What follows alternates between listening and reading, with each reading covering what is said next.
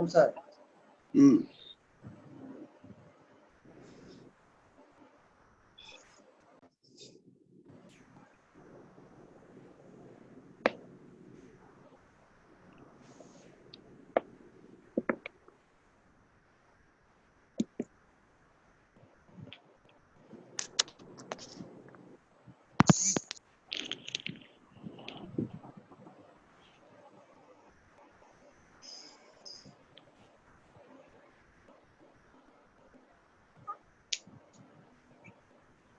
आप लिस्ट लिखे हुए हैं अभी तो? नहीं।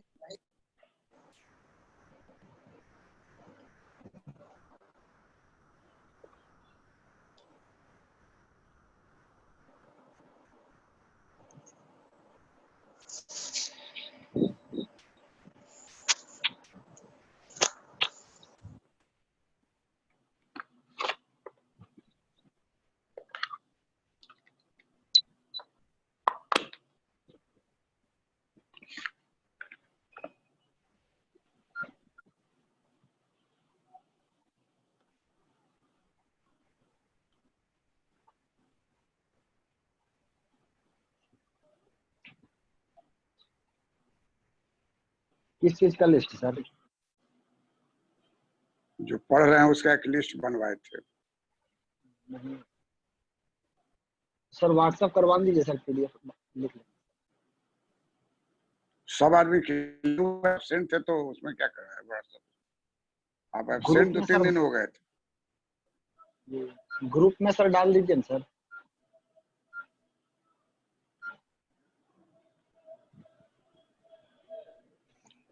ये चित्र बना के दिखाओ तो।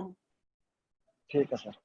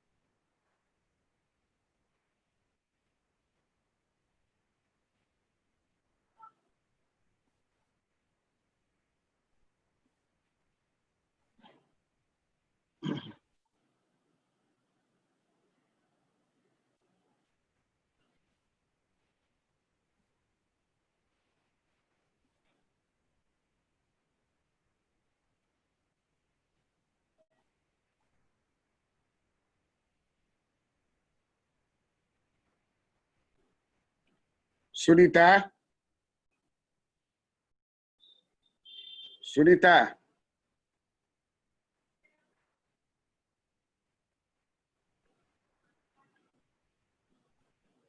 मोती,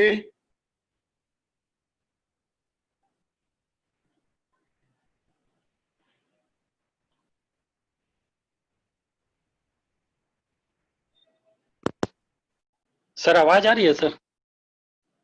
मोती, लिस्ट तुम्हारे पास है क्या? कौन? हाँ सर है ना।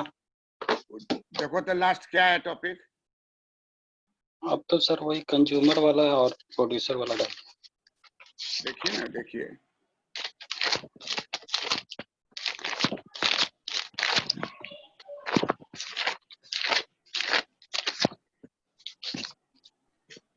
सर वही कंज्यूमर सरप्लस वाला है।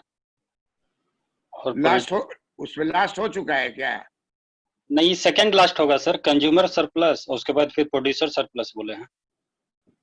अच्छा, ये सेकंड लास्ट होगा अगर कंज्यूमर सरप्लस होगा तो ये 10वां है। हाँ ये 10वां है।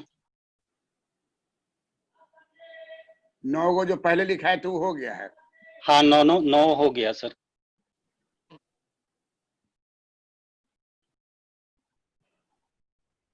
ठीक।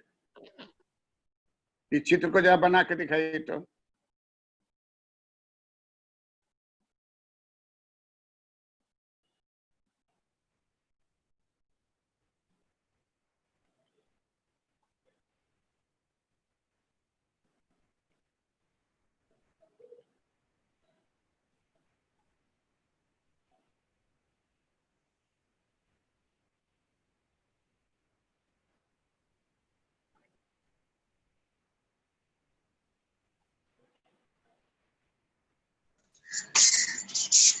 Good morning sir. Good morning.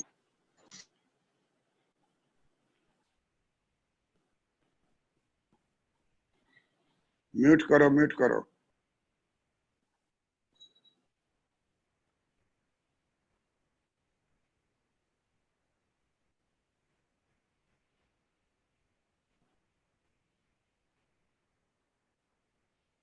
इस चित्र को बना के जा दिखाइए व्हाट्सएप पर।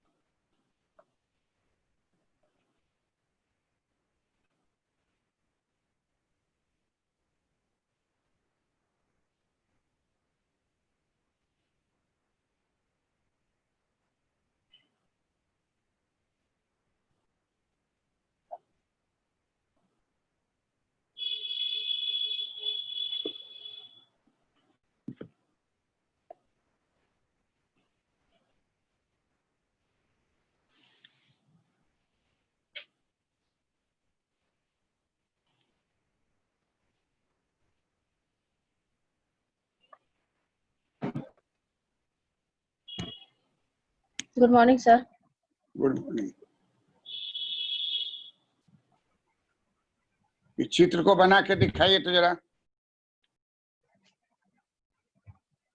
Okay.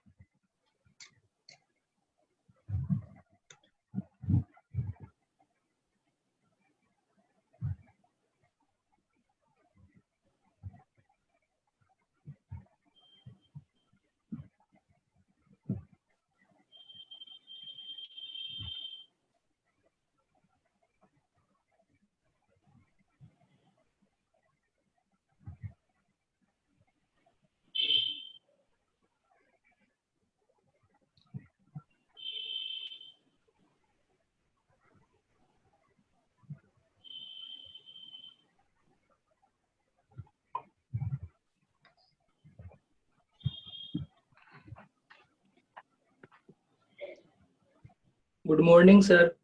Good morning.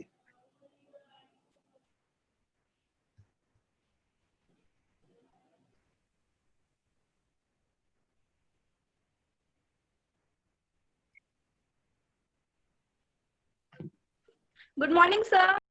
Good morning.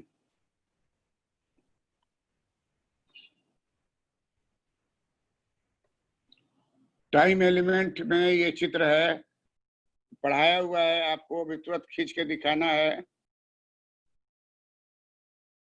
WhatsApp पर खींच के भेजिए।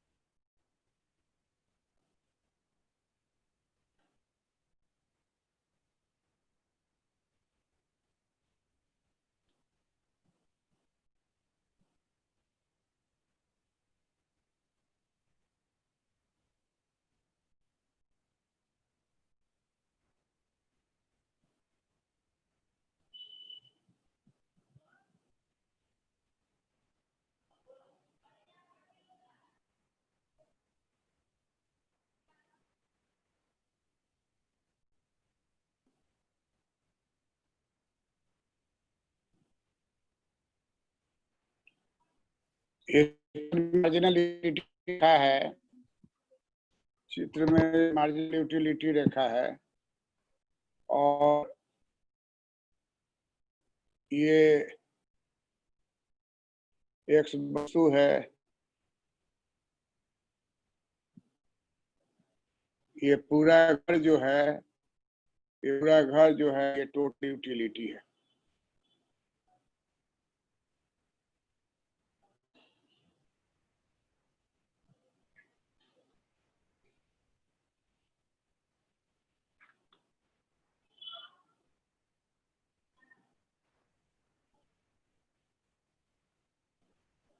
Total utility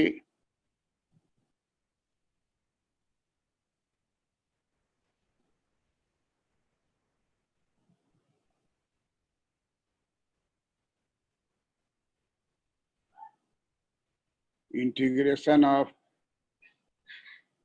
fx dx।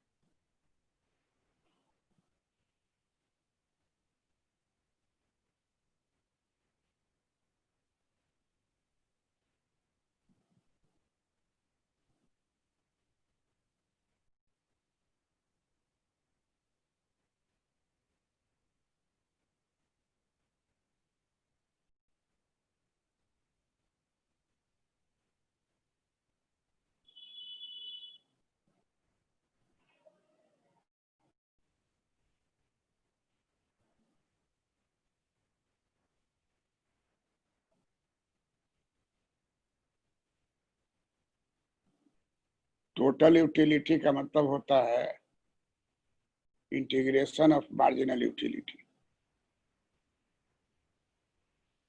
Marginal utility को इंटीग्रेट कीजिए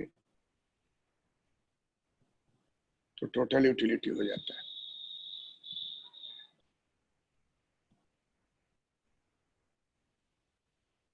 अब इस चित्र में मार्जिनल यूटिलिटी है ME, इस चित्र में मार्जिनल यूटिलिटी है ME, तो ME से अगर इसको मिला देंगे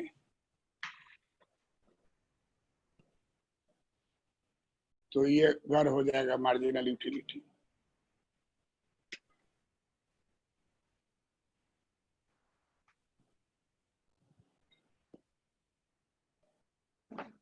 मार्जिनल यूटिलिटी हो गया ME,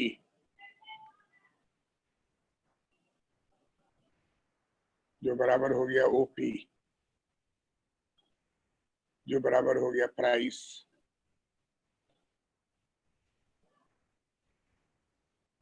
माइक्रो इकोनॉमिक्स में प्राइस बराबर होता है मार्जिनल यूटिलिटी।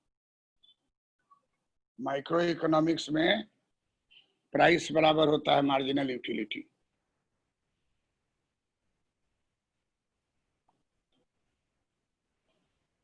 उद्देश्य, यस सर। अमित को जो है लिस्ट जो है ना उसको जरा सा व्हाट्सएप कर दो तो। भेज दिए सर। कब भेजे हो? अभी बोले तो अभी भेजे सर। हाँ ठीक है। 10वां 11वां भी डाले हुए हो ना? हाँ। ठीक। 1-2 दिन एब्सेंट था तो उसका मटेरियल उसको नहीं होगा तो जो रफ किए वो भेज दोगे। Okay sir.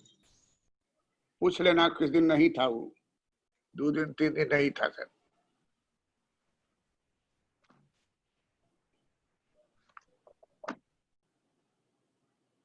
तो इस चित्र से क्या स्पष्ट हो रहा है? इस चित्र से स्पष्ट हो रहा है कि मार्जिनल यूटिलिटी ME है और उसी के बराबर प्राइस होता है, इसे प्राइस हो गया OP। लेकिन टोटल यूटिलिटी जो होता है वो मार्जिनल यूटिलिटी के पूरा एरिया को लेते हैं, उसको टोटल यूटिलिटी कहते हैं। डिफरेंशियल कैलकुलस और इंटीग्रल कैलकुलस का उपयोग इसमें होता है। टोटल यूटिलिटी को du बाई dx कर देंगे तो मार्जिनल यूटिलिटी होगा, और मार्जिनल यूटिलिटी को इंटीग्रेट कर देंगे तो वो हो जाएगा टोटल यूटिलिटी। इस चित्र में टोटल यूटिलिटी है OMEP, इस चित्र में टोटल यूटिलिटी है OMEP और मार्जिनल यूटिलिटी है ME। ME को अगर क्लोज कर देंगे तो हो जाएगा OP। तो इसको कहा जाता है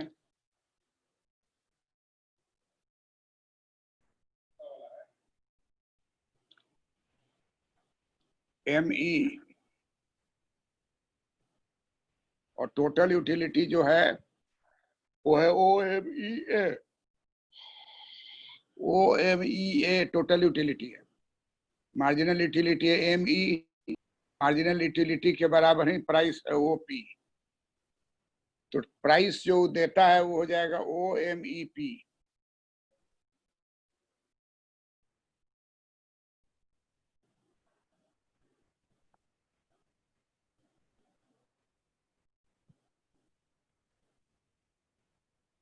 इसको कहा जाएगा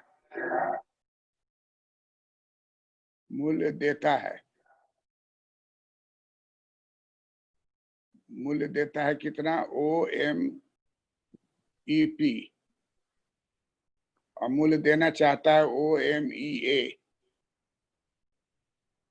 OMEA मूल्य देना चाहता है और वास्तव में देता है OMEP। दोनों का डिफरेंस हो जाएगा APE। इसी को कहा जाएगा कंज्यूमर सरप्लस।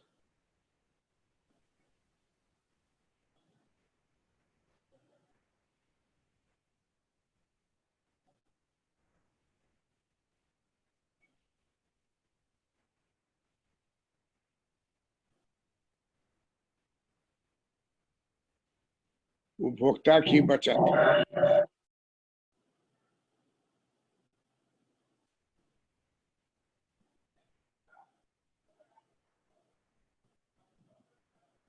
मूल्य देता है माइनस मूल्य देना चाहता है।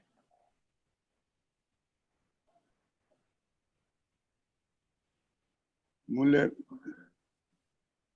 उल्टे लिखा गया, मूल्य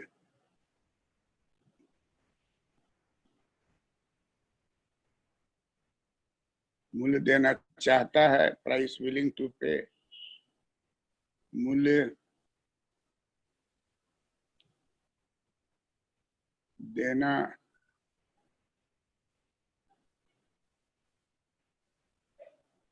चाहता है माइनस मूल्य वास्तव में देता है।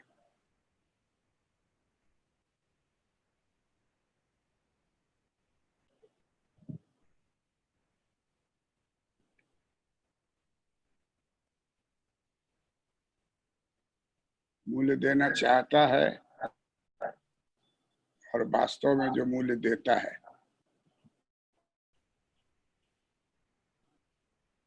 मूल्य देना चाहता है कितना? OMEA, और मूल्य वास्तव में देता है कितना? वास्तव में कितना देता है? OMEP।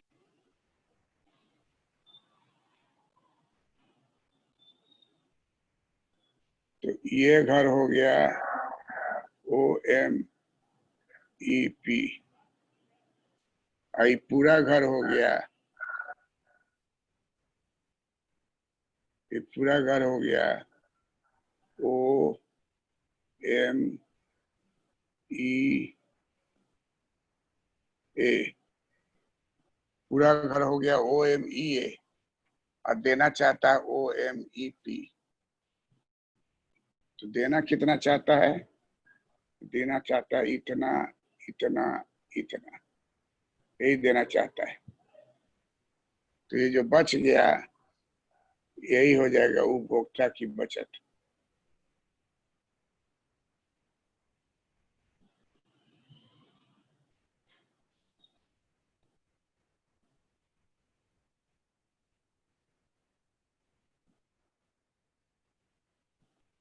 उपभोक्ता जो मूल्य देना चाहता है, जो उपभोक्ता मूल्य देना चाहता है वो यहाँ से यहाँ तक है, यहाँ से यहाँ तक है,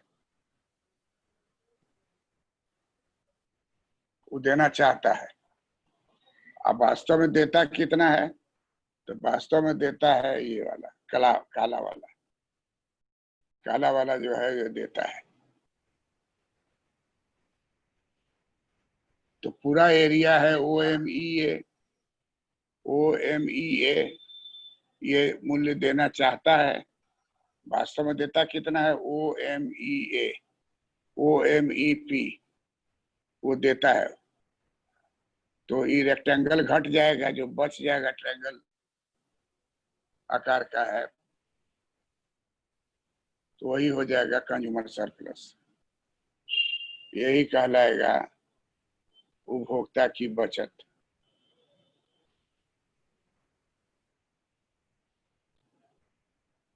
उपभोक्ता की बचत, उपभोक्ता की बचत।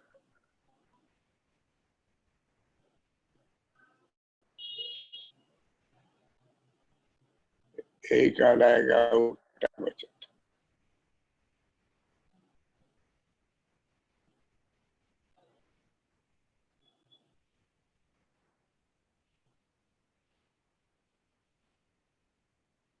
नियम क्या हो गया?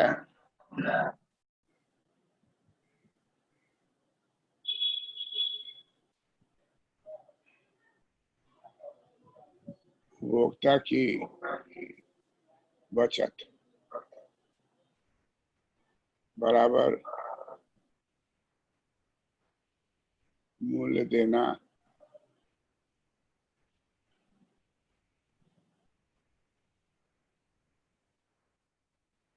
चाहता है, मूल्य देना चाहता है, माइनस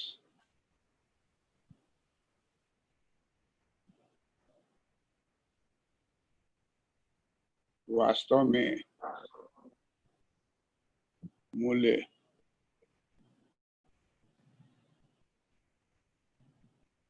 देता है, वास्तव में मूल्य देता है। चित्र में हम लोग देख रहे हैं कि मूल्य देना चाहता है OMEP, OMEA। OMEA मूल्य देना चाहता है, वास्तव में देता है OMEP। तो बच गया APE। यही कहलाएगा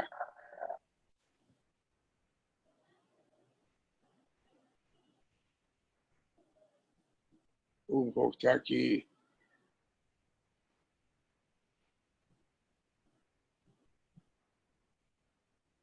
बचत।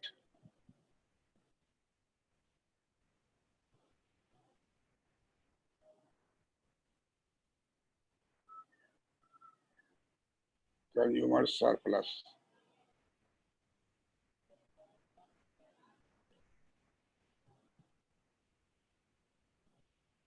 कंज्यूमर सरप्लस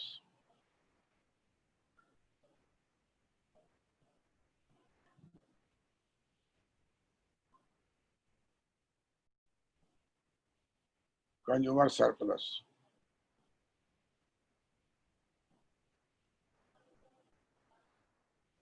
तो एरिया बनाए यहाँ से यहाँ तक, ये पूरा एरिया जो है यही एरिया है OMEA।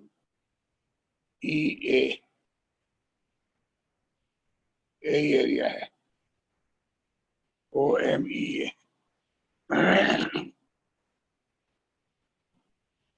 लेकिन मूल्य देता कितना है? मार्जिनल के बराबर देता है मूल्य, तो मूल्य हो गया बस यही इतना मूल्य हो गया।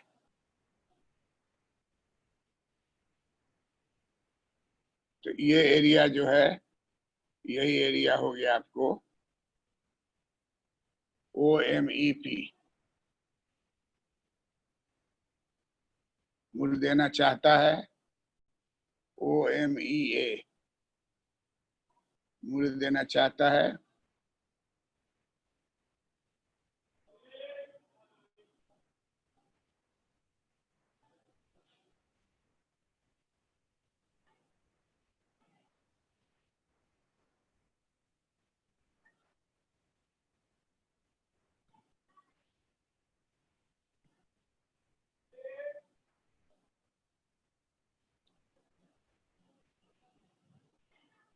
यही है OMEP, मूल्य देना चाहता है वो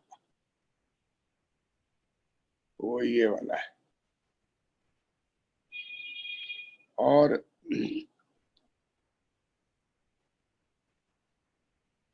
OMEA जो है ये मूल्य देना चाहता है। ये कौन सा एरिया है? तो ये एरिया है यहाँ से ऐसे आएगा, ऐसे आएगा, ऐसे आएगा, ऐसे आएगा।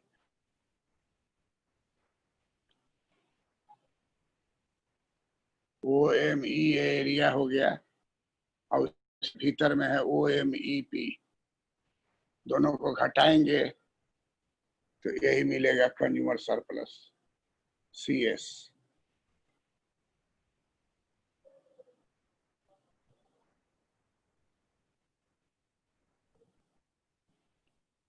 यही मिलेगा कंज्यूमर सरप्लस।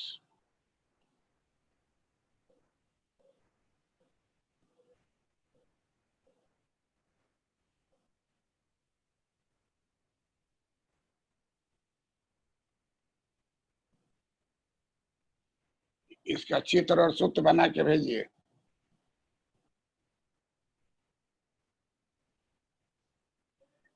चित्र बना के भेजे हो कि नहीं?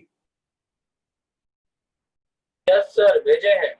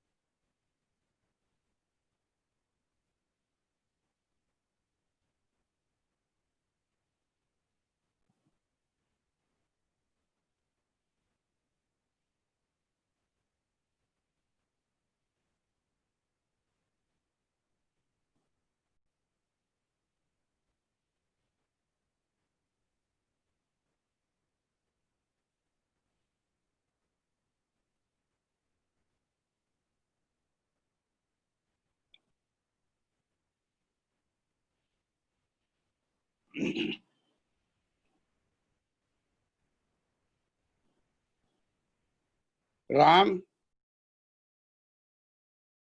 अपने पीछे का सब चीज को हटा दो। Okay sir.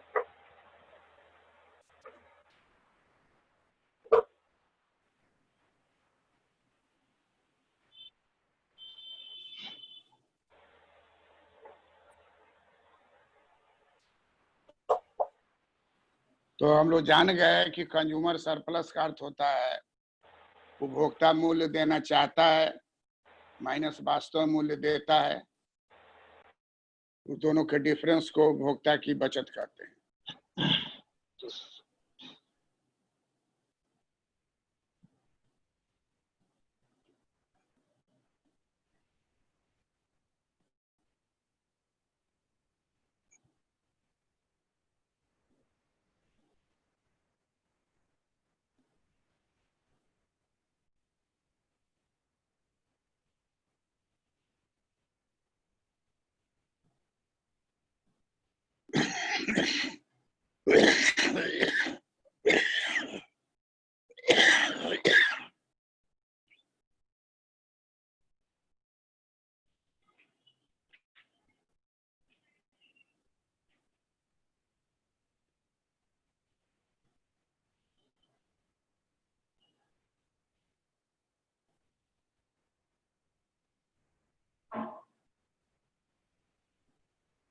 मान्यताएं जो है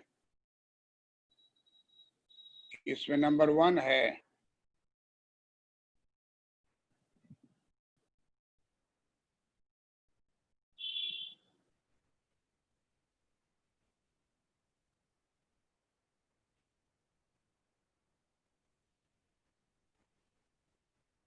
मार्शल का कोई भी चीज आवेगा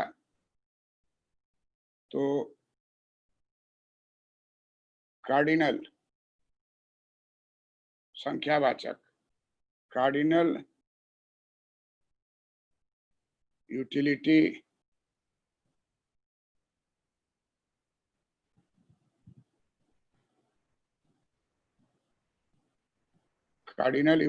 concept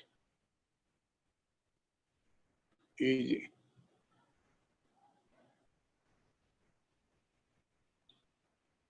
assumed. Cardinal utility concept is assumed.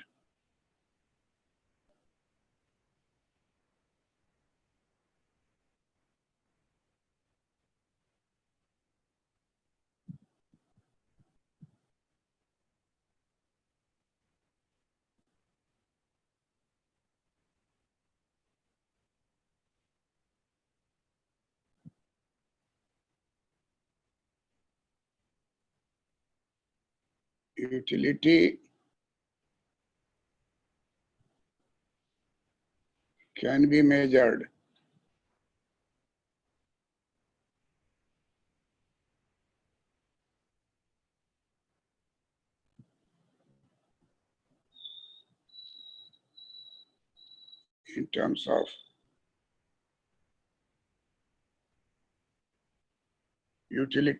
measured in terms of money.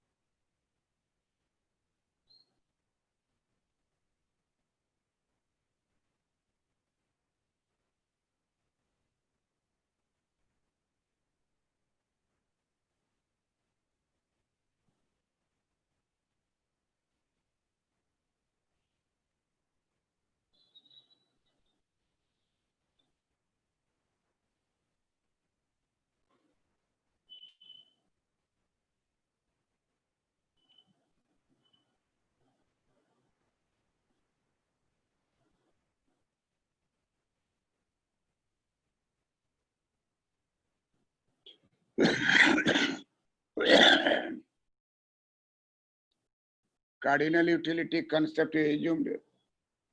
संख्यावाचक उपयोगिता की धारणा को माना गया है। Number 2,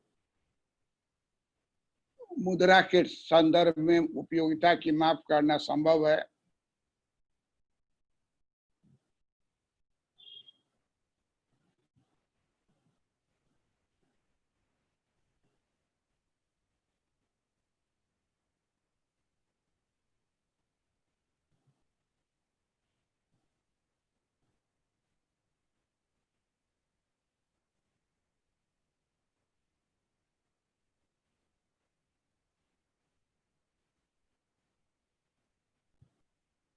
Utility can be measured. Utility can be measured in terms of money और कार्डिनल यूटिलिटी कंसेप्ट है जो तीसरी मान्यता है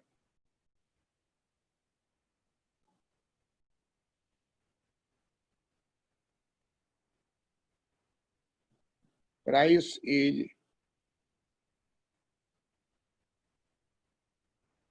always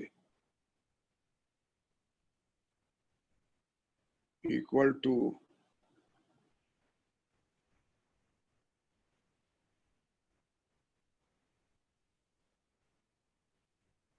marginal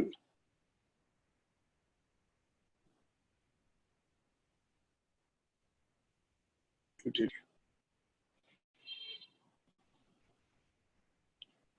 Price is always equal to marginal utility.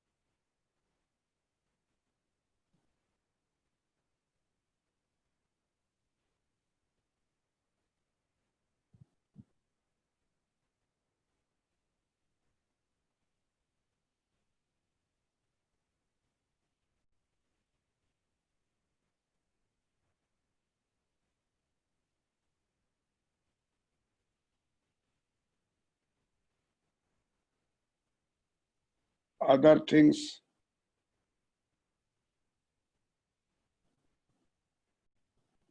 remaining the same.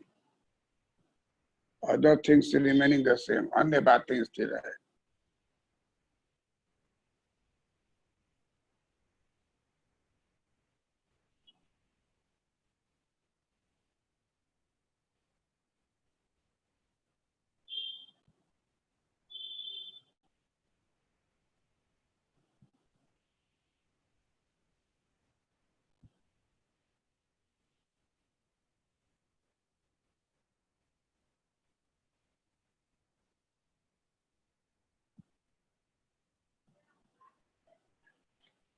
Other things remaining the same. अन्य बातें स्थिर है.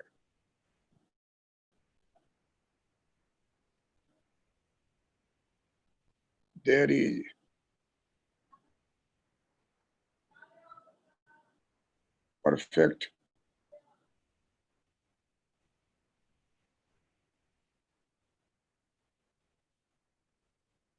is perfect competition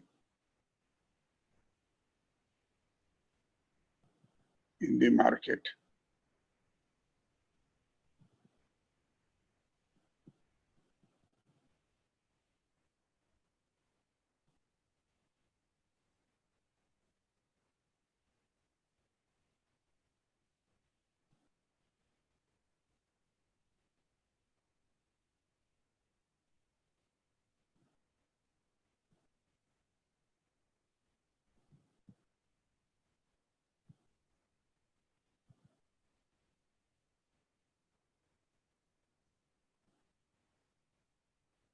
Income of the consumer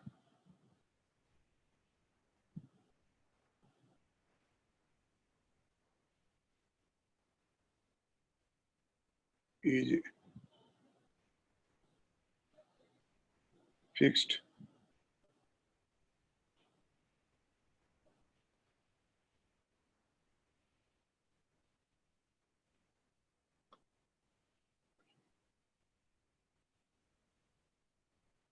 Income of the consumer is fixed.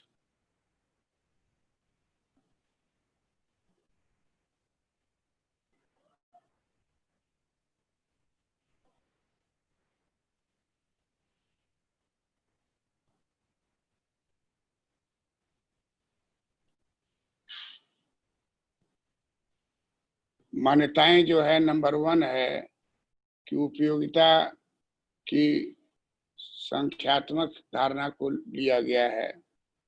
Number 2, उपयोगिता को मुद्रा में मापा जा सकता है। नंबर 3, मूल्य सदैव मार्जिनल यूटिलिटी के बराबर होगा। नंबर 4, अन्य बातें स्थिर रहेंगी। नंबर 5, बाजार में पूर्ण प्रतियोगिता की स्थिति होगी। नंबर 6, उपभोक्ता की आय स्थिर रहेगी। ये सामान्यता अगर है तो कंज्यूमर सरप्लस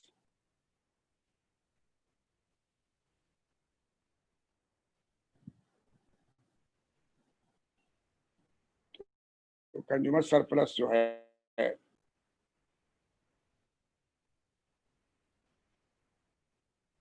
कंज्यूमर सरप्लस बराबर होता है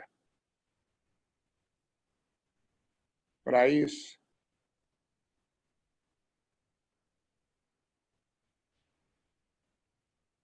willing to pay, price willing to pay minus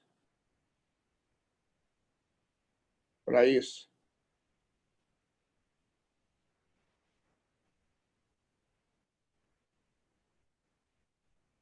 actually paid।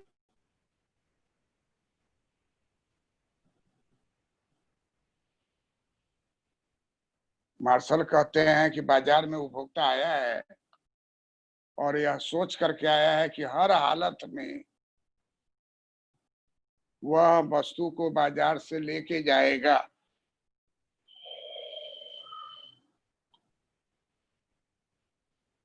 He is willing to purchase that commodity at any cost। वो वस्तु को हर हालत में खरीदेगा ही। He is willing to purchase commodity at any cost। He is willing to purchase commodity at any cost। Consumer जो है हर हालत में उसको खरीदेगा ही। मार्शल का ओरिजिनल लाइन है कि price consumer is willing to pay rather than go without the thing over which actually does he pay is the economic measure of surplus satisfaction। It may be called consumer surplus। Marshall ने अपनी पुस्तक principles of economics 1890 में किताब निकली थी।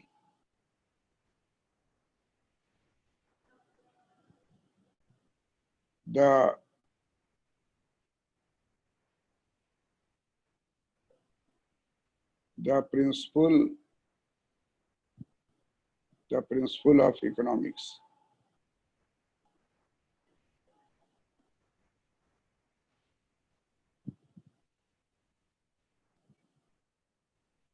Principles of economics। Sir हाँ, बोल रहे हैं कि कोई गुड्स जो है इन्फीरियर लग रहा है और अगर कंज्यूमर को लगता है कि इसका दाम कम होना चाहिए और रियल में ज्यादा दाम हो रहा है, तब भी वो खरीद के आएगा, तब ग्राफ कैसा होगा उसका? इन्फीरियर का तो बात ही नहीं है, नॉर्मल वस्तु है। वो नॉर्मल गुड्स, नॉर्मल वस्तु है और जो परिभाषा है उसको देखिए कि he is willing to pay rather than go without the thing. Line को पढ़िए, ओरिजिनल किताब को पढ़िए, आकाश में क्वेश्चन को मत पूछिए। किताब आप पढ़िए, उसमें लाइन देखिए मार्शल क्या कहता है। इसलिए हम अंग्रेजी आप ही के लिए बोल रहे हैं और आप ही नहीं समझ रहे हैं। आप बैठे हुए हैं जहां वो इंफीरियर जगह पर आप बैठे हुए हैं, आगे पीछे बड़का चीज लटकाए हुए, वो हटाइए, वहां से हमारे दिमाग में चोट लगता है। जो चीज नीचे रहना चाहिए उसको ऊपर टांगे हुए हैं, बैग को हटाइए वहां से, तब दिमाग से आपका शांत रहेगा। आप ही के लिए लाइन बोले हैं। कंज्यूमर सरप्लस का लाइन क्या है जो अल्फ्रेड मार्शल ने लिखा है? Price consumer is willing to pay rather than go without the thing। बिना लिए हुए जाना नहीं चाहता है, तो घटिया वस्तु का तो बातें नहीं है। घटिया वस्तु तो मजबूरी में लोग लेता है, घटिया वस्तु जो है मजबूरी में लेता है। कोई ऐसा गरीब नहीं जो चाहता है कि हम गंदा चीज को खाएं। बहुत पार्टी उठी जो फंक्शन पार्टी होता है तो बाहर बहुत सारा गरीब आदमी बैठा रहता है। काय के लिए बैठा रहता है कि जब टोकरी में फेंकेगा बाहर आकर के तो बहुत आदमी को 5 को रसगुल्ला दे दिया, वो 1 को खाया और 4 को बाहर आ गया, खोज खोज के निकाल के वही खाना शुरू कर देता है। ऐसा कई बार सिनेमा में दिखलाया है, जो वास्तविक जीवन का ही घटना है और विकसित देश में भी हम देखे हुए हैं कि कोई चीज हम खरीद लिए, हम खा नहीं सकते तो वहां एक टेबल बना हुआ है, उस टेबल पर रख दीजिए, आप टेबल पर रख दीजिए, तो जो भूखा आदमी होगा वो पसंद करेगा, आके उसमें खा जाएगा। और आंखों देखा हाल आपको बता रहे हैं कि खा लिया आके, तो हम कहे कि भाई नॉर्थ अमेरिका में भी आदमी चाहिए होता है। तो आदमी तो सब जगह वैसा ही है ना, आदमी सब जगह वैसा है और आदमी में प्रवृत्ति है अपने को धनवान बनने का, अपने को धनवान बनने का, तो दूसरे को निर्धन रखने का। अब हमारे यहाँ की निर्धनता जो है बिलो बिलो बिलो बिलो है, और वहां की निर्धनता है कि आपका 80 लाख का कार है तो हमारा कार 8 लाख का है, 1000 में तो नहीं 8 लाख का है, तो हम गरीब हो गए आप अमीर हो गए, तो डेफिनेशन है। तो मार्शल कहता है कि price he is willing to pay. अरे वो जो तुम्हारा पीछे जो लटकाए हुए वो बैग, उसको हटाने के लिए कहते हैं। अब बैठो, ऑफिसर्स मेंटेलिटी रखना होगा ना। First develop officers quality index, only then you will attain that। बहुत गरीब लड़के को हम कम आय वाले लड़के को देखे कि आईएएस बन गया, बीपीएससी तो मैक्सिमम बन जाता है, आईएएस में थोड़ा सा ज्यादा कष्ट है, ज्यादा पढ़ाई है। तो कहता है कि price which he is willing to pay, यही लाइन है ओरिजिनल। ही का मतलब हुआ कंज्यूमर। प्राइस अब क्वेश्चन पूछेगा सी काहे नहीं होगा, तो अब मर्सी रहा होगा कि मर्द बाजार में सामान खरीदने जाता है। तो उनके किताब में देखिएगा लिखा हुआ है प्रिंसिपल्स ऑफ इकोनॉमिक्स में, फ्री ऑफ कॉस्ट डाउनलोड कर सकते हैं आप इस किताब को। तो कहता है कि price consumer is willing to pay rather than go without the thing.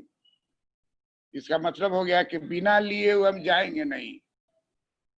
बरसात का समय है, हम सलाई लेके ही जाएंगे, सलाई का हम 10 रुपया देने को तैयार है, और वो कह रहा है कि नहीं सलाई का आपको 10 रुपया नहीं, जो 2 रुपया दाम है वही में देंगे, तो आपको मन में लगेगा कि 8 रुपया बच गया।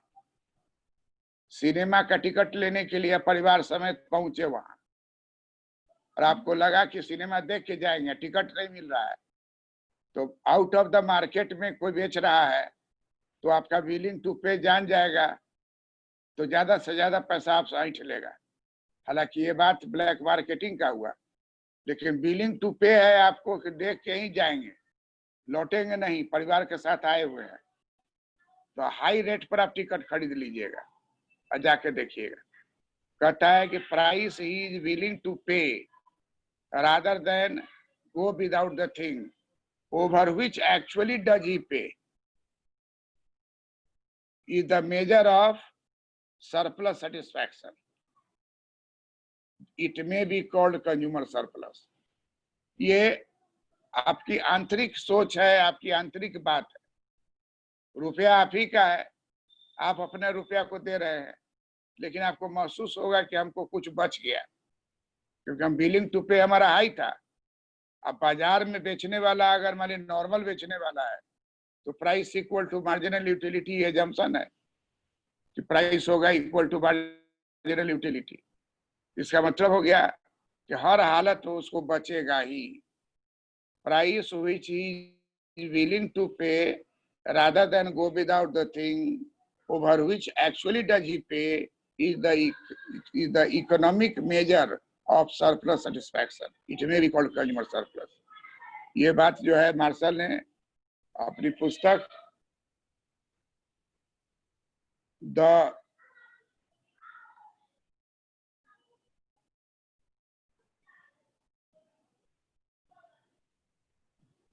Principle of economics, the principle of economics, the principle of economics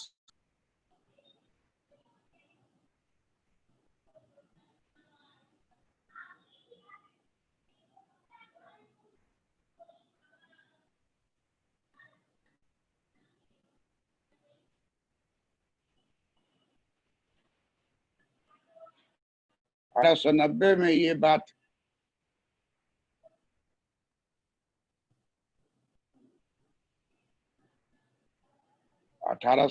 में प्रिंसिपल्स ऑफ इकोनॉमिक्स आया।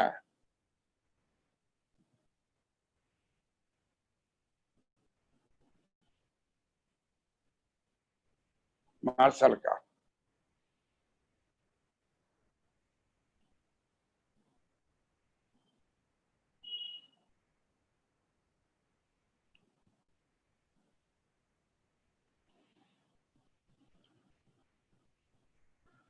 तो ये कंज्यूमर सरप्लस हो गया और हम लोग जान गए कि प्राइस विलिंग टू पे माइनस प्राइस एक्चुअली पे। यही बात दिमाग में रखना, प्राइस विलिंग टू पे प्राइस एक्चुअली पे,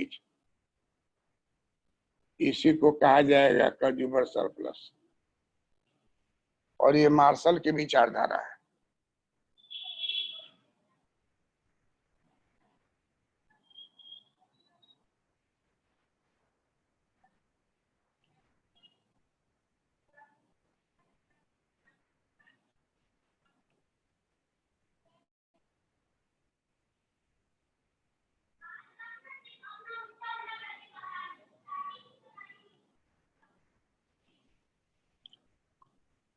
तो ये आपको जो है मार्शल का है। अब हम लोग सभी जानते हैं कि मार्शल की इस विचारधारा को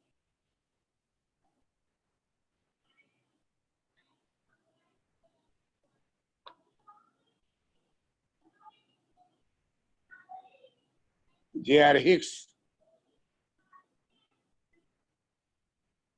हिक्स ने कहा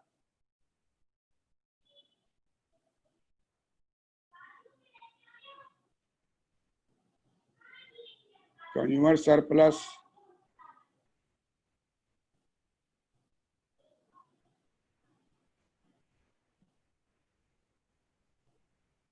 on the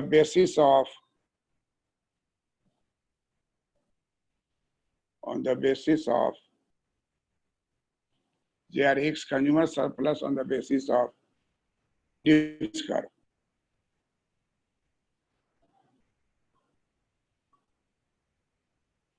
Indifference curve.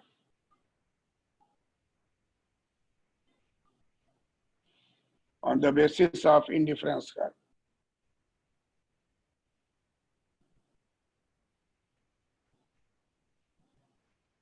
अब इंडिफरेंस कर्व के बेसिस पर गौर से देखिए कि ये इंडिफरेंस कर्व है। हम लोग इंडिफरेंस कर्व डिटेल में हिक्स में पढ़ेंगे, अभी हम लोग मार्शल पढ़ रहे हैं।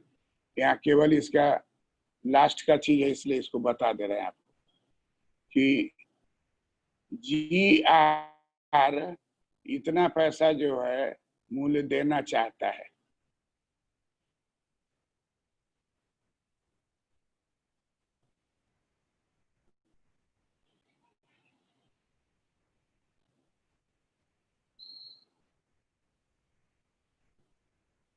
मूल्य देना चाहता है जी.आर. अब वो बाजार में जाता है और सोचते हुए जाता है कि हमको खरीदना है। बाजार में वो पहुंचता है और वो मूल्य देना चाहता था जी.आर. खरीदना था एम, देना चाहता था जी.आर. लेकिन जब बाजार में पहुंचा तो उसको मालूम हुआ कि प्राइस लाइन तो ये है, उसको मालूम है कि प्राइस लाइन तो ए बी है और इस प्राइस लाइन पर उसका इक्विलिब्रियम होगा पी बिंदु पर। इक्विलिब्रियम होगा आपको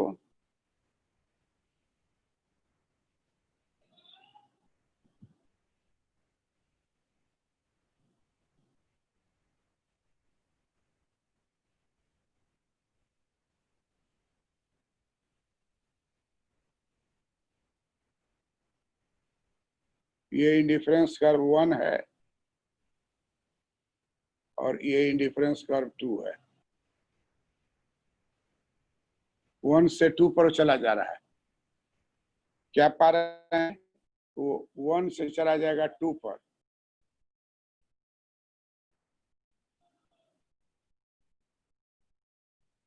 वो 1 से 2 पर जा रहा है और वो पे करेगा पी पॉइंट पर। तो देना चाह रहा था वो जी आर, आप पे कर रहा है जी पी।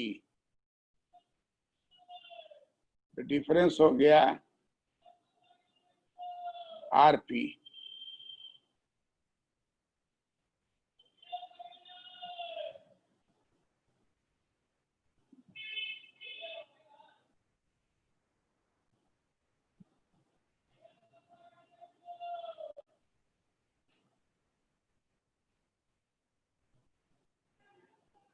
कंज्यूमर सरप्लस जो है G R minus GP, G R minus GP.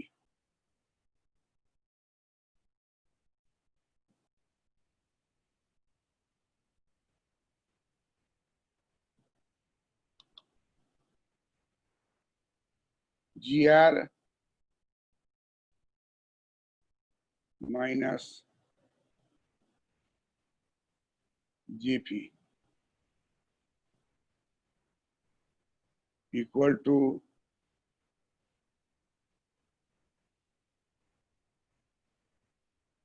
Consumer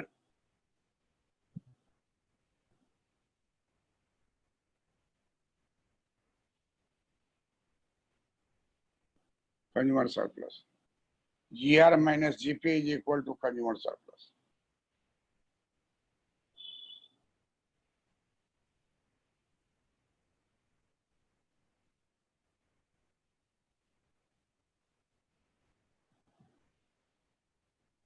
diagram को बराबर कंप्लीट बनाना पड़ता है। ओ एक्स ओ वाई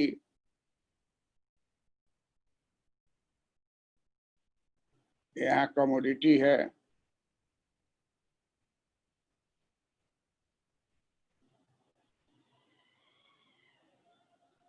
और यहाँ प्राइस है।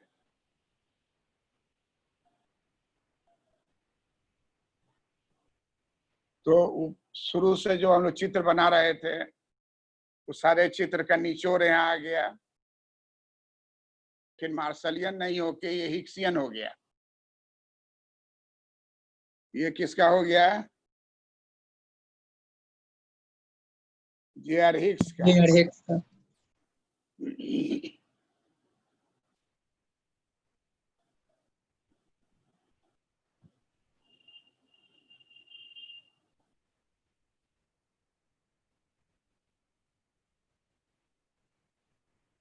जे आर हिक्स भी हो गया।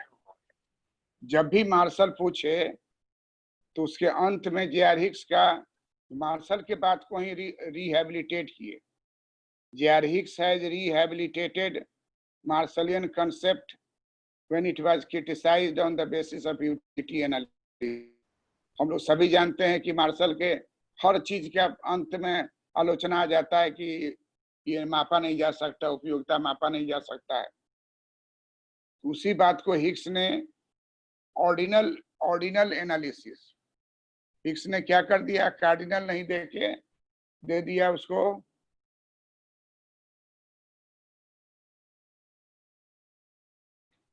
ऑर्डिनल। हिक्स ने क्या दिया? Ordinal utility. Ordinal utility. और इसी बात को स्थापित कर दिया। तो जब कभी भी आप दीजिए तो निश्चित रूप से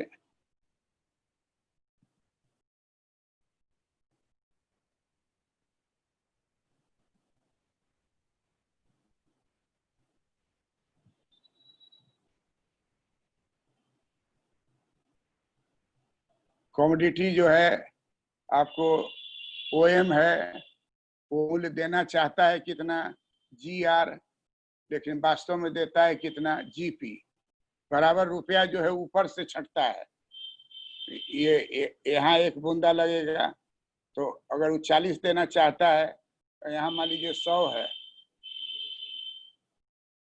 तो यहाँ से यहाँ तक अगर 60 है, इसका मतलब 40 देना चाहता है, लेकिन उसको एक्चुअल यहाँ देना है, तो यहाँ में हो जाता है 80। तो इसका मतलब हो गया कि 20 कंज्यूमर सरप्लस है। वो देना चाहता है 60, जो वाई एक्सिस पर नजर आ रहा है। रुपया बराबर ऊपर से घटता है, 0 यहाँ है, तो 0 से 100 है, 0 से 100 है, उसमें 60 उसके पास रह जाएगा, और ऊपर का 40 तो देना चाहता है। 60 रह जाएगा तो देना कितना चाहता है, 40 देना चाहता है वो, 40। 60 उसके पास रह जाएगा तो देना चाहता है 40। बाजार में जब गया वो, तो यहाँ आ गया, यहाँ पर अब उसके बटुआ में रह जाता है 80, तो दिया कितना वो, 20। कंज्यूमर सरप्लस कितना हो गया, 20। नापा गया वाई एक्सिस पर, उसके बटुआ में है 100 रुपया, तो 60 रुपया छोड़ दीजिए, ऊपर का 40 रुपया वो देना चाहता है। लेकिन बाजार में जब पहुंचता है तो कंज्यूमर इक्विलिब्रियम उसका पी पॉइंट पर है। कंज्यूमर इक्विलिब्रियम उसका कहाँ है, पी पॉइंट पर है। तो पी पॉइंट पर वो देगा, तो उससे पता चलेगा कि उसके बटुआ में 80 रह गया और मात्र दिया 20।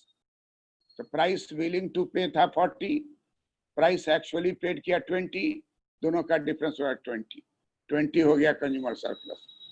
तो हिक्स के अनुसार भी उसी तरह से मापा गया, और पूछता है कि मार्शल के इस विचारधारा को हिक्स ने कैसे स्थापित किया। तो आप लोग जानते हैं कि हिक्स ने स्थापित किया, तो हिक्स का पीएक्स है, पीवाई है, 2 रहता है।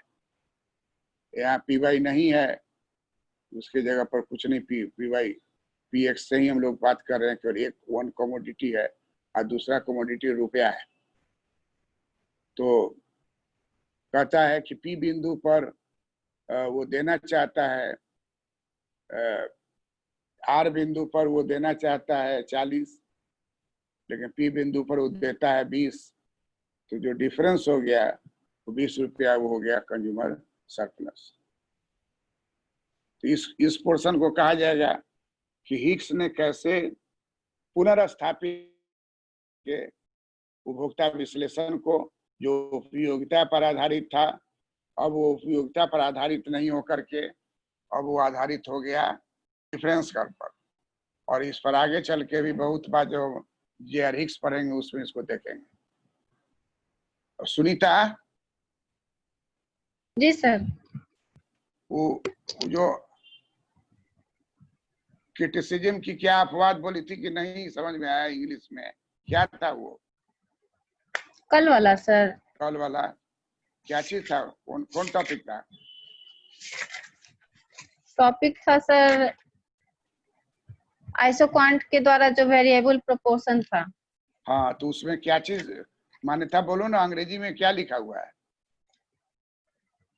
काउजेज बताए न थे सर, काउजेज। हाँ कॉजेज में है। तो कॉजेज में पहला बतलाए हैं क्या? पहला तो है कि पूर्ण प्रतिस्थापन वस्तु की कमी है, there is lack of perfect substitute factor of. कहता है कि साधन जो है, सब साधन एक दूसरे का सब्स्टिट्यूट एकदम नहीं होता है, थोड़ा बहुत होता है तो परफेक्ट हम्म। सब्स्टिट्यूट नहीं होता है। तो जमीन आपका 4 कट्ठा है, उस 4 कट्ठे जमीन पर आप 5 तल्ला मकान बना सकते हैं। जी तो हर तल्ला के लिए 4 कट्ठा जमीन मुफ्त में उसको मिल गया। पहला तल्ला पर बन गया, दूसरा तल्ला भी 4 कट्ठा, तीसरा तल्ला 4 कट्ठा, पांचवा तल्ला 4 कट्ठा। तो यहाँ जमीन को कैपिटल से बदल दिया, मोटा मोटा छड़ दे दिया, गिट्टी दे दिया, तो भूमि को सब्स्टिट्यूट कर दिया किससे? कैपिटल से। पूंजी से, हाँ। और तब गगनचुंबी मकान बनाते हैं। श्रीमती जॉन रॉबिन्सन कहती हैं कि स्काई स्क्रैपर बिल्डिंग बनाता है लेकिन अनंत बिल्डिंग नहीं रहता है, वो कहीं ना कहीं जाकर रुक जाएगा और बोलेगा कि अब हमसे नहीं होगा, 122 तल्ला पर जाकर रुक जाएगा, कहेगा कि अब बढ़ावेंगे तो हो सकता है पूरा उलटिए नहीं जाए। तो इसका मतलब क्या हो गया कि अगर सब्स्टिट्यूशन करने से हो जाता, तो इसी पर श्रीमती जॉन रॉबिन्सन लिखती हैं, एक गमले में हम पौधा लगाकर और पूरे देश के लोगों को अनाज खिला सकते हैं।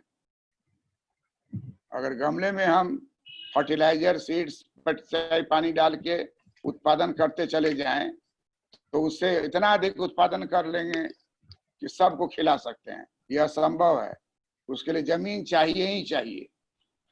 कुछ सीमा तक ले आप गमला में खूब अच्छा उगा सकते हैं, लेकिन पूरे लोगों को खिलाने के लिए आपको जमीन चाहिए ही। इससे साबित होता है कि उत्पत्ति के साधन पूर्णतया सब्स्टिट्यूट नहीं होते हैं। आंशिक रूप से सब्स्टिट्यूट हो सकता है, कुछ समय तक सब्स्टिट्यूट हो सकता है, अनंत पीरियड तक सब्स्टिट्यूशन नहीं होगा। इसलिए उत्पत्ति वृद्धि नियम को खत्म होना है, उत्पत्ति ह्रास नियम आ जाएगा, फिर खत्म होना है, निगेटिव आ जाएगा। इसलिए परफेक्ट सब्स्टिट्यूट नहीं होता है। दूसरा पॉइंट क्या है, समझ गई ना इसको? हाँ सर, समझ गए। दूसरा क्या है? इकोनॉमीज है। इकोनॉमीज, हाँ, ग्रेटर देन डिस इकोनॉमीज। तो इकोनॉमीज का मतलब समझ लो। इकोनॉमीज क्या है? उसको कहा जाता है एक तरह का लाभ। जैसे उदाहरण देते हैं, उदाहरण दिया हुआ है कि कोई व्यक्ति जो है एक जमीन, वहां पर कोयला का खान को खोदा, तो कोयला खान खोदा, थोड़ा ही से खोदा, ज्यादा कोयला निकलने लगा। तो शुरू में इंक्रीजिंग रिटर्न उसको होगा, क्योंकि इकोनॉमीज मिल रहा है कि थोड़ा सा मजदूर लगाया, धड़ाक से तोड़ा, इतना कोयला निकल गया कि ट्रक पर लादा ले गया। होते होते वो खान के भीतर घुस जाएगा। अब खान के भीतर घुस गया तो कोयला को निकालना, लादना, इस समय टाइम लगेगा, खर्च भी बढ़ेगा, हाँ, और जितना भीतर आप जाइएगा तो डार्क हो जाएगा। तो सबको लाइट की व्यवस्था, टोपी में लाइट लगा हुआ टोपी रहता है। तो खान में जो मजदूर जाता है उसका हेलमेट में ही लाइट रहता है, उसी देख के जाएगा। और जाएगा, मान लीजिए भीतर नाइट्रोजन निकल गया तो नाक में उसको ऑक्सीजन भी लगाना पड़ेगा जी। कार्बन डाइऑक्साइड निकल गया तो नाक में ऑक्सीजन लगाना पड़ेगा, खर्चा बढ़ रहा है। और उसका भड़ाक से तोड़ा ना, तो उस दीवार, कोयला की उस दीवार के पीछे पानी का लेयर था, धड़ाक से पानी, हजारों लीटर पानी तेजी से क्या करेगा, सबको दहा के बाहर निकाल देगा, डूब के मर भी जा सकता है। में धार में चास नाला कांड की जी सर, पानी निकल गया, चास नाला ही था सर। तो पानी एक बैग निकल गया तो उसे मर गया।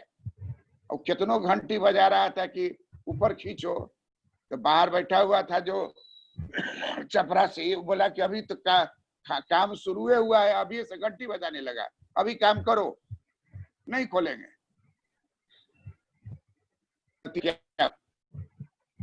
नतीजा हुआ कि अधिकांश लोग मर गए। यही हो गया डिस इकोनॉमी।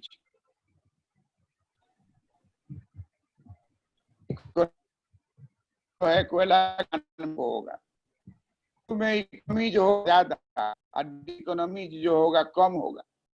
गैस निकल गया, कुछ निकल गया, में लगा दिया, लाइट लगा दिया, है ना, उसका इकोनॉमी बराबर हो गया, काम चल रहा है। उसके बाद अब पानी का रिसना शुरू हो गया।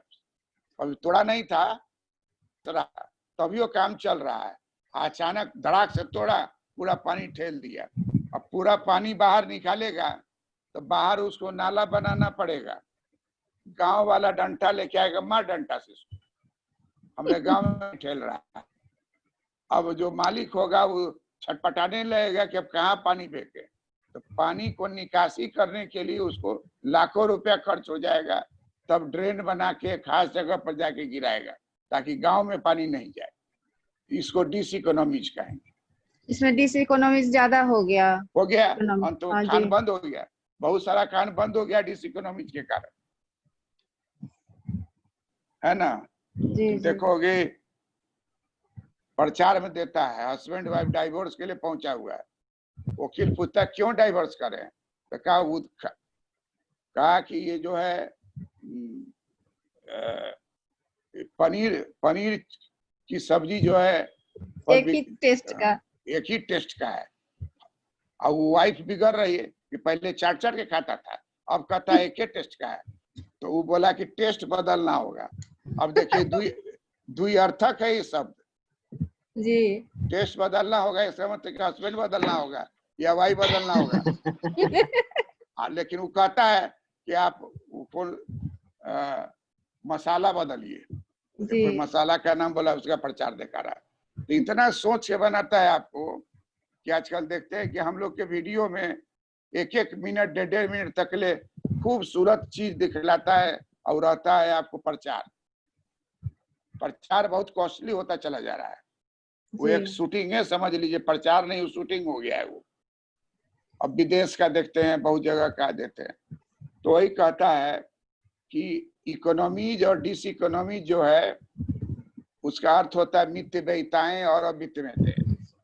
अब वित्त व्ययिता, अवित्त व्ययिता। अब जैसे मशीन का बता रहे हैं, मशीन चला रहा है, कोई प्रॉब्लम नहीं, बन रहा, अचानक ठराक से टूट गया। अब टूट गया था, ऐसा पार्ट टूटा, ज्यादा बना दिया था, ज्यादा लोड दिया, 2400 घंटा चल रहा है, ए शिफ्ट, बी शिफ्ट, सी शिफ्ट। मशीन टूट गया, उसको बनाने में उसको लग गया 10 दिन। 10 दिन सब मजदूर बैठ के अपना समय काटा, लेकिन पैसा तो लेगा ही। तो इसको कहा जाता है टेक्निकल इकोनॉमी। और टूट गया तो कहेंगे टेक्निकल डिसइकोनॉमी। समझ में आई बात? जी सर। उसके बाद मैनेजर पढ़ लो। मैनेजर शुरू में आया, बैठा हुआ है, काम शुरू हो रहा है, मैनेजर को लोड नहीं है, सब काम होने लगे तो मैनेजरों चंगलाया रहेगा, कभी टूटेगा, कभी फूटेगा, कभी मारपीट कर लिया, कुछ कर लिया, लाइन कट गया। तो मैनेजरियल इकोनॉमी शुरू में होगा, अब बाद में मैनेजरियल डिसइकोनॉमी हो जाएगा। मैनेजर के बकाया मजदूरों में रोष पैदा हो जाएगा। मैनेजरियल इकोनॉमी से बदल के क्या हो जाएगा? मैनेजरियल डिसइकोनॉमी। उसी तरीके से बैंक से लोन लेने गया, शुरू में लोन मांगा तो जल्दी जल्दी लोन देगा, लेते लेते आप पहुंचा दिए करोड़ में, नीरव मोदी के लेवल पर ले आए।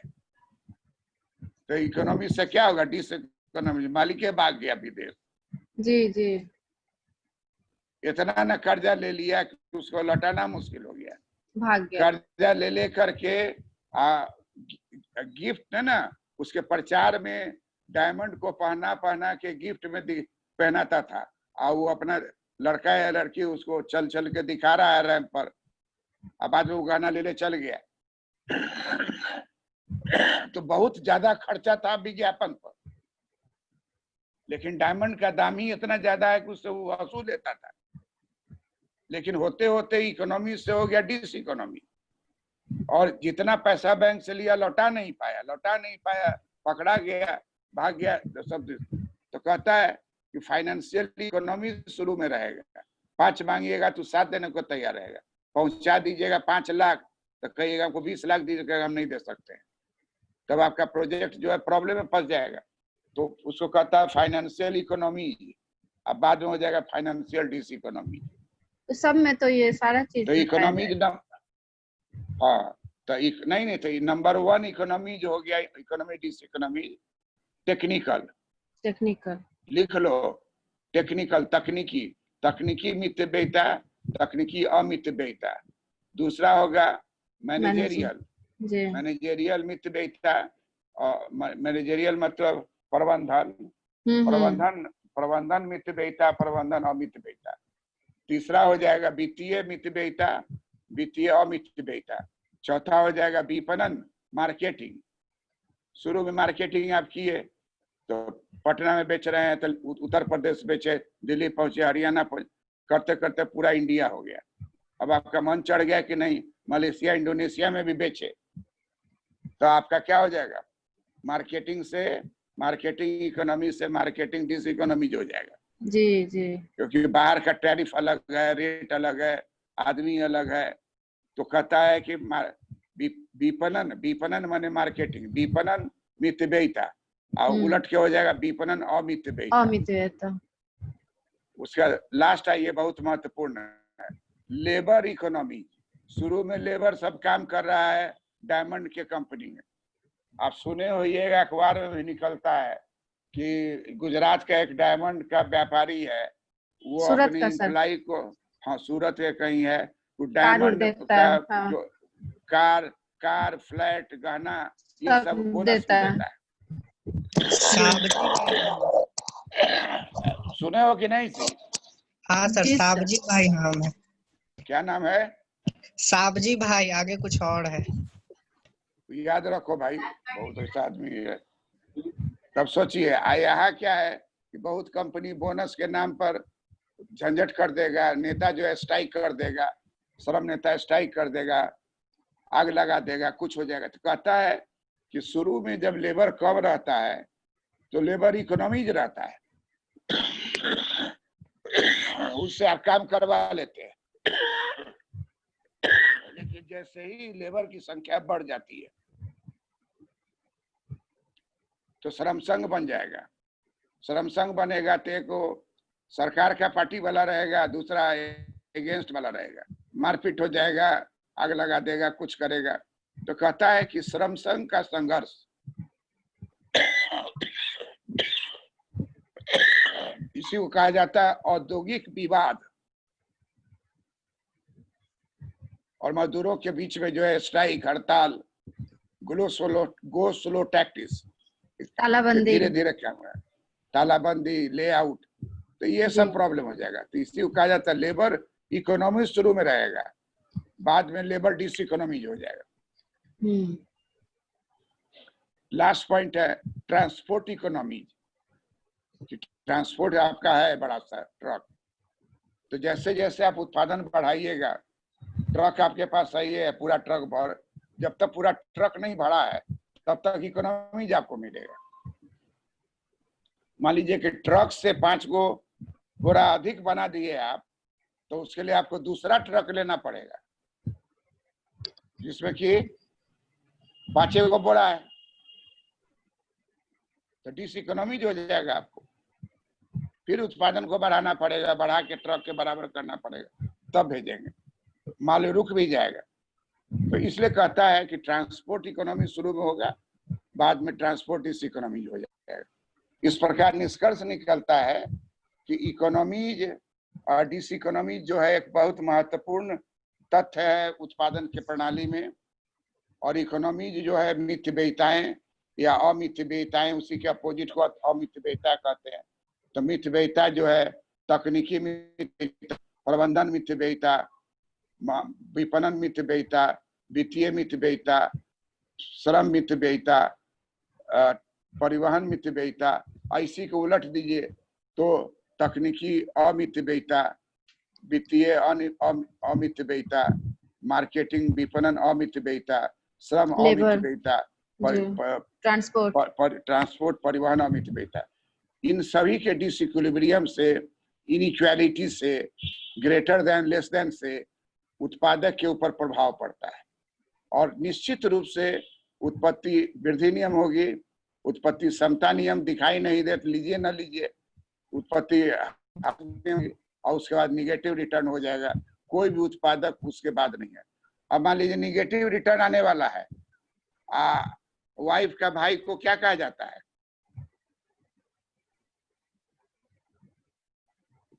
वाइफ के भाई को क्या, वाइफ के भाई को क्या कहते हैं? साला कहा जाता है। साला खाया। वो आ गया कि ना जीजा जी हमको नौकरी में मैनेजर बना दीजिए, और कह रहा है कि अरे डिसइकोनॉमिज हो जाएगा, कहेगा ना हमको बनेबे कीजिए, वाइफ घर में पुरुष हो जाएगी, अंत तो कहेगा ठीक है रख दो, अब उसको लॉस होना शुरू हो जाएगा। ऐसे भी साला लॉसे के लिए आता है। हम लोग के यहाँ कहावत है, जो कि पुराने जमाने की कहावत है, कि लड़की से पूछा घर वाला कि देखो ना खिड़की से नजर आ रहा है, लग रहा है कि तुम्हारा भाई आ रहा है, और साइकिल पर आ रहा था। बोला ना मेरा भाई नहीं है। गेट पर आया तो कहा ना आपको भाई नहीं कह रही है, तो चला गया। बाद में वो हाथी भाड़ा पर लिया, हाथी पर बैठ के झूमते हुए आया दरवाजा पर, खिड़की से देखी, पूछा कि भाई तुम्हारा है? कौन चीज से आया था? हाथी से। हाँ मेरे भैया है, मेरे भैया है। दौड़ के गया, उतार के आरती उरती देखा के लाया। तो कहा जाता है कि आर्थिक स्थिति जो है, आर्थिक फैक्टर, आर्थिक तत्व अत्यंत ही महत्वपूर्ण है। उसी तरीके से तकनीकी व्यवस्था, प्रबंधन, वित्तीय, श्रम, परिवहन, ये सब में शुरू में नित्य व्ययताएं होंगी उसके उपयोग करने में। बाद में वो घिसने लगेगा, डिप्रिसिएशन लगेगा, झंझट, मैंने हर तरह का फैक्टर है ना, कुछ घिसेगा, कोई रिसेगा, और कोई संघर्ष, और इस कारण से अमितव्ययिता का जन्म होना है। तो उत्पत्ति वृद्धि नियम इकोनॉमीज के कारण होता है, उत्पत्ति ह्रास इकोनॉमीज के कारण होता है, लेकिन तुलनात्मक होता है, क्योंकि कभी भी कोई भी चीज शुरू कीजिएगा तो इकोनॉमी 100 गो आ रहा है तो समझ भी आ जाएगा, तो बर्दाश्त कर लेगा। इकोनॉमी ग्रेटर देन डिसइकोनॉमी स्टेज है, वो उत्पत्ति वृद्धि नियम है, और दोनों बराबर हो जाएगा तो समता नियम है। और फिर अगर डिसइकोनॉमी बड़ा हो गया इकोनॉमी से, तो चूंकि इकोनॉमी मिल रहा है तो उत्पादन करेगा, वो हो गया। और जब माइनस में चला जाएगा, डिसइकोनॉमी हो जाएगा ग्रेटर, इकोनॉमी हो जाएगा जीरो लेस, तब वो स्थिति हो जाएगी निगेटिव रिटर्न। उसको कोई भी उत्पादक जाना नहीं चाहेगा। पब्लिक सेक्टर भी आज अपना शेयर बेच रहा है। क्यों बेच रहा है? डिसइकोनॉमीज है, सोचता है बेच देंगे तो जो आने वाला है वो केयर कर सकेगा। फेलियर है टोटल। पब्लिक सरकार सेक्टर तो का पूरा कर रही है विनिवेश। सरकार भी निवेश इसलिए कर रही कि निवेश जब किया तो उसका प्रतिफल वैसा है ना, आया नहीं। लोग सोचा कि प्रतिफल टाटा के तरह आ जाएगा, प्रतिफल अंबानी के तरह आ जाएगा, लेकिन नहीं हुआ, क्योंकि एटीट्यूड ही अलग है उसमें। गवर्नमेंट सेक्टर में काम करने कोई जाता है तो मान लेता है कि हमारा तो नौकरी पक्का हो गया, अब रिटायरमेंट के बाद देखा जाएगा। तो अब क्या कर दिया है? Gig economy. गिग इकोनॉमी का मतलब कॉन्ट्रैक्चुअल नौकरी। एक सिनेमा देखे थे, उस मैरिज का कॉन्ट्रैक्ट कर लिया था 1 साल में, अनिल कपूर। सोचा कि धनवान था, सोचा कि 1 साल के बाद छोड़ देंगे इसको, लेकिन 1 साल के भीतर में उसको इतना सेवा दी कि उसको भीतर से अफेक्शन जग गया इसके प्रति। लेकिन वो लड़की भी वैसे ही थी, अपना कैरेक्टर की। 1 साल हुआ और रिजाइन कर दी, कहीं हमारा मैरिज कॉन्ट्रैक्ट समाप्त हो गया। तो कहता है कि सब कॉन्ट्रैक्चुअल जो होता है उसमें शोषण छिपा हुआ है। अभी देखिए लॉकडाउन टूटने के बाद या लॉकडाउन के समय भी दवाई लेकर के गिग इकोनॉमी वाला घरे घरे पहुंचा रहा है। लॉकडाउन टूटा है तो देखिएगा कि अमेजोन का या जो सब है वो सब गिग इकोनॉमी है, क्योंकि उसका सैलरी जो है मिलता है लेकिन कॉन्ट्रैक्चुअल है, साल भर का कॉन्ट्रैक्ट है। साल भर का कॉन्ट्रैक्ट रिन्यू होगा, हर साल 1-1 साल होगा, कभी भी 5 साल का नौकरी उसका नहीं होगा। तो देखिए ये जो हम लोगों का गवर्नमेंट सेक्टर का परमानेंट नौकरी का कंसेप्ट था, आज गिग इकोनॉमी में बड़ी बड़ी कंपनी है और वो टेम्पोररी जॉब हो गया। और टेम्पोररी नहीं बोलता, कॉन्ट्रैक्चुअल। इसमें आपको ऑफिस में रोज आना नहीं है। बहुत ऐसे स्टूडेंट को देखिएगा जो नौकरी ज्वाइन किए हुआ है कंप्यूटर वाला में, घरे से काम करता है। सरकार भी तो सर कॉन्ट्रैक्चुअल है, कुछ कुछ निकालती है। हाँ, अब सरकार भी वही चाह रही है, संविदा आधारित। हाँ, अब वही हो गया है गिग इकोनॉमी। इकोनॉमी जो है, गिग इकोनॉमी का मतलब हुआ you will get job, you will get salary, but you have not to report at 9:30 a.m. nor you have to come to the office. You remain in Chennai and अस्थायी रूप work. हाँ, चेन्नई में आप रह रहे हैं और काम कर रहे हैं आप मुंबई के फैक्ट्री में, और वो सब ऑनलाइन काम होता है। तो सब ऑनलाइन। कहीं ना एक पोता जो है अपने दादी को बोला कि खाना बन गया, तो नहीं, तो खाना बन जाएगा तो हमको व्हाट्सएप कर दीजिएगा। तो वो कही ना कि बेटा हम खबर नहीं करेंगे, हम व्हाट्सएप में सब भेज देंगे, खा लेना। तो स्थिति जो है वो गंभीर आ रहा है। दादी जो है व्हाट्सएप कर देगी, सब चावल दाल सब्जी जितना भी है वो सबको खा लेगा। खा लेगा। हाँ, प्रखर खा लेगा। हाँ, प्रखर आ गया है।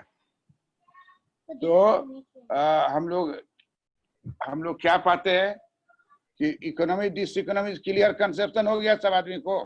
जी सर, एकदम क्लियर हो गया। Okay, thank you for class, end of the meeting for प्रणाम सर।